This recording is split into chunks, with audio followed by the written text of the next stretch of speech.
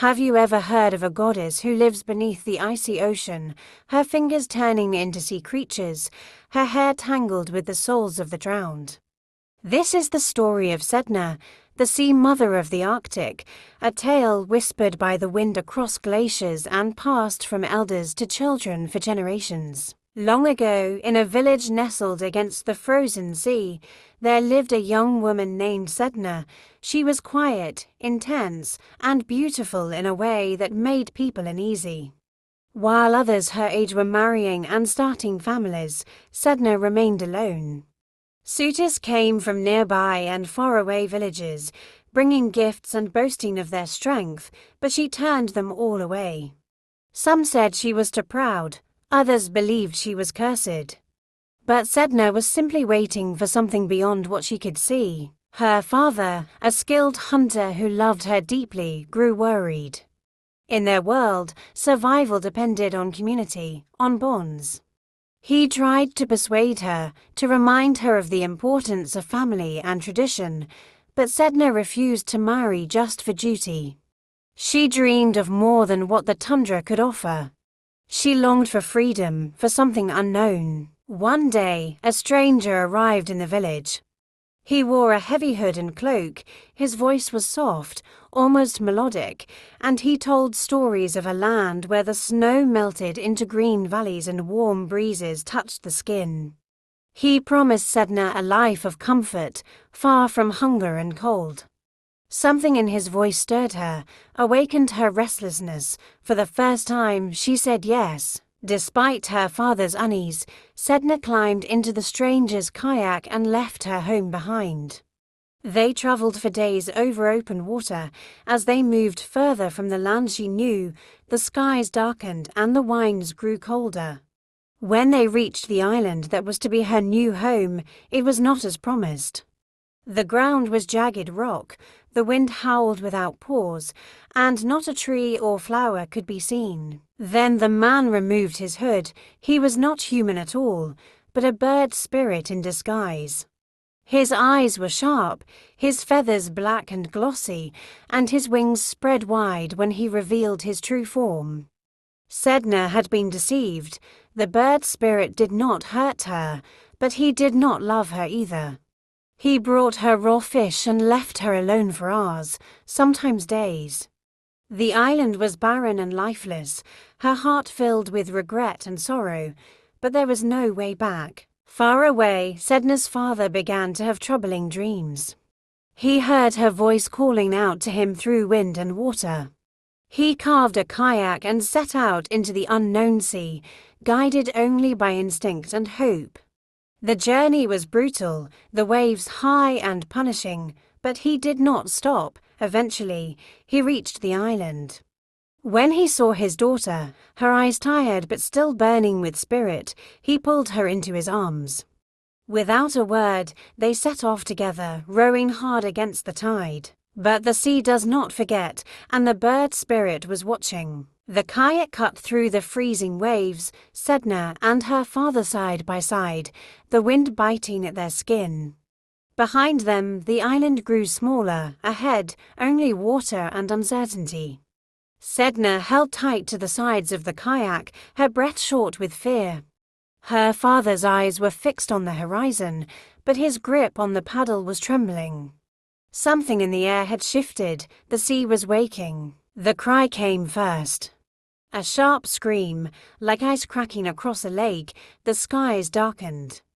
Clouds churned overhead as a massive shape burst from the mist. The bird spirit had returned, its wings spread wide across the sky, its eyes burning with rage. Feathers rained down like knives, the water around the kayak swirled, turning to foam and fury. Sedna's father paddled harder, yelling at the sea, at the bird, at fate itself. The kayak rocked violently, the bird spirit swooped low, its talons grazing the water. Sedna clutched her father's arm, but the kayak tilted hard. In a single moment of chaos, she lost her grip and fell. The freezing ocean swallowed her whole. Gasping, she broke the surface, arms reaching for the side of the kayak. Her father grabbed her hands, trying to pull her in. But the bird spirit screeched again, and a giant wave rose, knocking them apart. Desperate, Sedna clung to the edge. Her father, overwhelmed by panic, did something terrible. Fearing they would both drown, he cut her fingers away, one by one. Sedna screamed, her voice rising through the storm like a haunting song. As each finger sank into the deep, something strange began to happen. From her severed fingers, new life emerged. Fish, seals, walruses, whales, the blood that fell into the ocean turned into the creatures of the sea, breathing and moving with her pain. The Arctic came alive in her agony. Sedna sank beneath the waves. Her body was cold, broken, and drifting. But the ocean did not let her die. It held her, surrounded her, transformed her. Her hair grew long and heavy, floating like seaweed. Her eyes turned dark, watching the currents from below. Her hands, now fingerless, became powerful in another way. Sedna had become something more than human. She became the Sea Mother. From the depths, she could feel everything.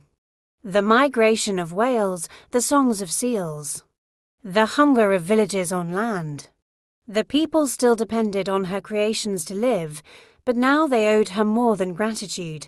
They owed her respect. And Sedna was not always kind. In times when the Inuit disrespected the ocean or forgot the balance, Sedna would turn away. The fish would vanish, storms would rise, hunters would return empty-handed. It was said that only shamans could reach her, diving into the icy waters in spirit form, combing her tangled hair, calming her rage, and listening to her grief. She was not a villain. She was not a victim. Sedna was a force.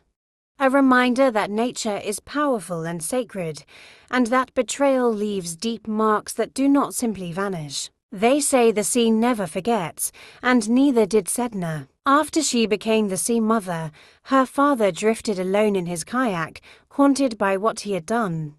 The bird spirit had vanished into the mist, but the silence left behind was heavier than any storm.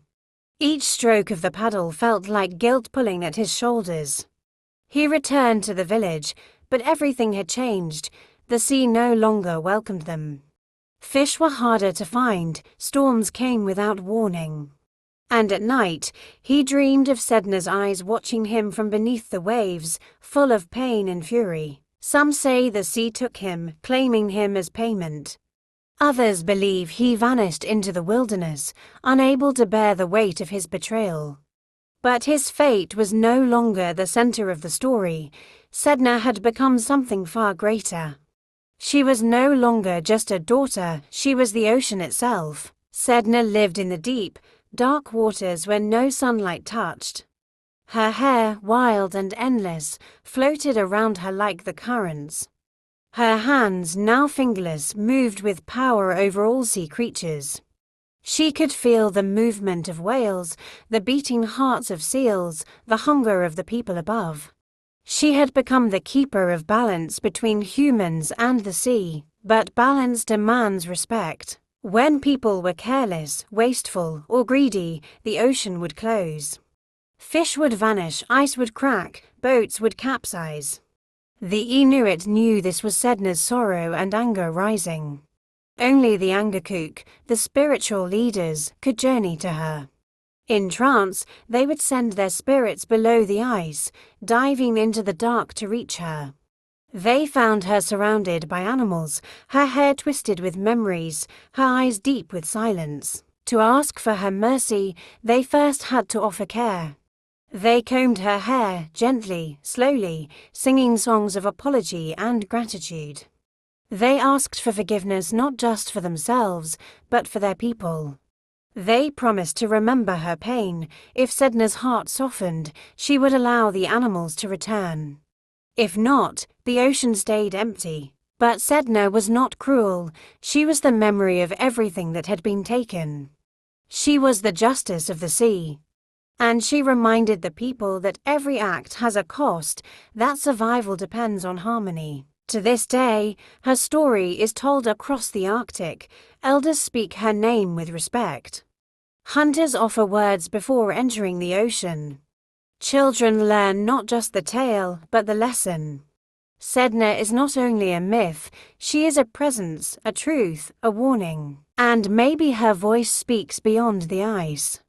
Maybe her story belongs to a world that often forgets to listen, a world that takes more than it gives. A world that needs to remember that nature is not separate from us, it is us. If this legend moved you, follow our channel for more powerful stories from around the world.